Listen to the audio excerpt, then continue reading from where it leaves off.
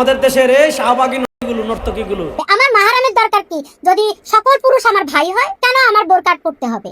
বোরকা তো ইহুদি সম্প্রদায়ের যে হারদি বংশের নারীরা পরে। আমি বলি বাংলাদেশে পাগলা কুত্তার সংখ্যাও শাহবাগী নাস্তিকদের চেয়ে বেশি।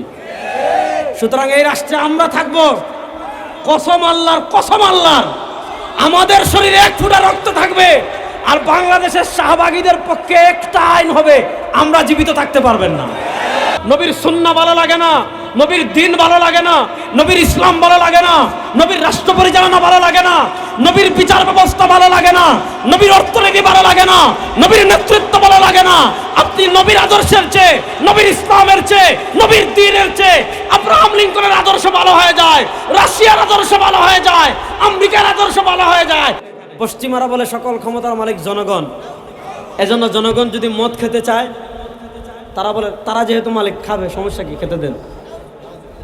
তাদের দৃষ্টিভঙ্গি, মনোযোগ। তারা বলে যেহেতু তারা মালিক, তারা মদ খাবে, সমস্যা কি, খেতে দেন। তারা নেশা করবে, দেন, কারণ তারা মালিক। দেখবেন পশ্চিমাদের সংস্কৃতি আছে লিভ টুগেদার। লিভ টুগেদার মানে বিয়ের আগে স্বামী স্ত্রীর মতো ছেলে মেয়ে এক ছাদের নিচে থাকা।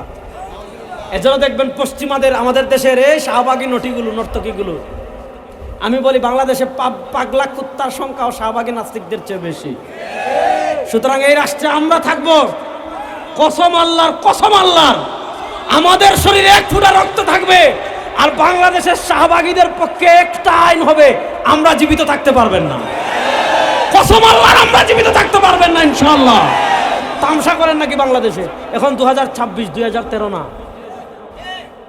আগের দিন বাঘে খেয়ে ফেলছে। বাংলাদেশে আপনি নাস্তিক হয়ে থাকেন, আমার কোনো আপত্তি নেই। আপনি নাস্তিক হবেন, আপনার মাথা হন, আমার কি? আমি কি জুড়ে আপনাকে মুসলমান বানাতে পারবো? ইসলামে এমন কোনো বিধানও নাই যে কাউকে অস্ত্র দেখিয়ে, মনে করেন পুলিশ ভাইদেরকে দেখিয়ে বেটা কালেমা পড় নাইলে তোরে গুলি করে দিব, এমন কোনো বিধান ইসলামে আছে? আমরা ইসলামের দাওয়াত দিব, ঠিক না? কেউ মুসলমান হলে আলহামদুলিল্লাহ, না হইলে সে নাস্তিক হোক তার ইচ্ছা, সে যা হোক তার ইচ্ছা। আপনি নাস্তিক হন, আমার সমস্যা নাই। কিন্তু আপনি নাস্তিক হয়ে যদি কোরআনকে গালি দেন, নাস্তিক হয়ে যদি ইসলামকে গালি দেন, নাস্তিক হয়ে যদি আমাদের প্রাণের স্পন্দন বিশ্ব নবীকে একটা গালি দেন, কসম আল্লাহ, যেই জিহ্বা দিয়ে গালি দিবেন টান দিয়ে জিহ্বা ছিঁড়ে ফেলবো। যেই পা দিয়ে নবীকে গালি দিবেন সেই পা ঠ্যাং ভাঙ্গা গাছে ঝুলাই দেব। যে মাথা দিয়ে নবীকে গালি দিবেন ওই মাথা জায়গায় রাখবো না, ডাইরেক্ট কবর দিয়ে দিব ইনশাআল্লাহ। আল্লাহ নবীর ইজ্জতের জন্য জীবন দেওয়ার জন্য প্রস্তুত আছেন? আল্লাহ আমাদেরকে কবুল করুক, সবাই বলেন আমিন। ওখানে দেখবেন আমাদের দেশের শাহবাগীরা ইন্টারিম গভর্নমেন্টের আমলে আন্দোলন করেছিল। কি আন্দোলন করেছে? যে নারীকে সন্তানের অভিভাবকের মর্যাদা দিতে হবে। কথাটা বুঝেন ভালো করে। নারীকে সন্তানের অভিভাবকের মর্যাদা দিতে হবে। এবং আপনারা দেখেছিলেন ইন্টারিম আমলে নারী সংস্কার কমিশনের নামে একটা প্রতিবেদন 318 পৃষ্ঠার বিশাল তারা দিয়েছিল সরকারের কাছে জমা। আচ্ছা, ওখানের একটা পার্ট কি আছে? নারীকে সন্তানের অভিভাবক স্বীকৃতি দিতে হবে। আপনি পশ্চিমা বিশ্বে গেলে দেখবেন ওখানে তো একজন মেয়ে তার জৈবিক চাহিদা যে কোনোভাবে পূর্ণ করতে পারে, তার স্বামী লাগে না। বিয়ের আগে 5 পুরুষের সাথে সে জৈবিক চাহিদা পূর্ণ করে। এখন সন্তান কার যেহেতু নির্ধারিত নাই, সে নির্ধারিত করে বলতে পারছে না এই সন্তানের বাপ অমুক, এটা যেহেতু সে নির্ধারণ করে বলতে পারছে না, এজন্য তারা কি করে? এজন্য তারা মাকে সন্তানের অভিভাবকের ঘোষণা দেয়। তো আমাদের দেশে আপনি বেবিচার জারদ সন্তান বাড়াবেন, আমরা থাকবো, রে তামাশা কি বাংলাদেশে হবে? তাদের ওখানে লিভ টুগেদার ওপেন।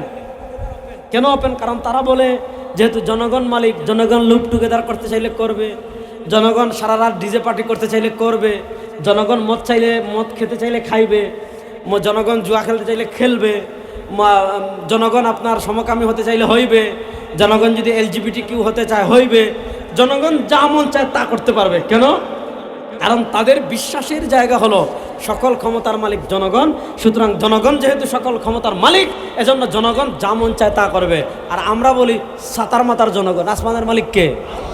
না, আসতে বলেন, আসমানের মালিক কে? জুড়ে বলেন আসমানের মালিক কে? জমিনের মালিক কে? সূর্যের মালিক কে? চন্দ্রের মালিক কে? মানুষকে সৃষ্টি করেছেন কে? মানুষকে রিজিক দেন কে? আমরা বলি আসমান আল্লাহর, জমিন আল্লাহর, সূর্য আল্লাহর, চন্দ্র আল্লাহর, মানুষ আল্লাহর, দিন আল্লাহর, রাত আল্লাহর, আগুন আল্লাহর, পানি আল্লাহর, কুল মাখলুকাত আল্লাহর।